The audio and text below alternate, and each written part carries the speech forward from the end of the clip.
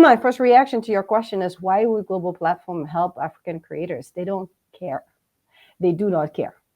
They're in the business of making money. As Jason just said, we're irrelevant in Africa. That's just a reality. And I mean, we can talk about this all day long, but I think we have to be very realistic about our very small size of our market and our position that is not a position of strength. And then we have to address that and try to see how do we grow from this position that we're in that doesn't make our market interesting for the global platforms. So the first thing I would say is, first of all, this whole idea of we should have, local platforms and control the distribution of our own content. Ideally, yes.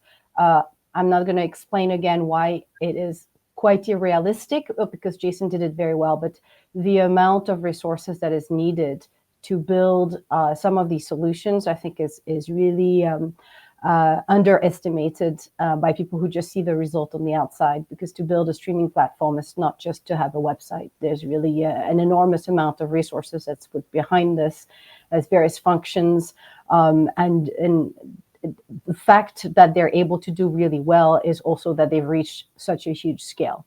And at some point we have to realize that in some industries we now have winners that are established, and they are the big global platforms. And even with the disruption that comes with AI, it's still going to be some of the same winners, the Googles and YouTubes and Metas and Apple, and it's almost impossible to compete against them, or Spotify. And my view is it's much better to try to figure out how to get the best deals from them and really strengthen what we can strengthen in terms of our position, including on, in terms of creativity and what African creators can bring to negotiate better terms and better deals.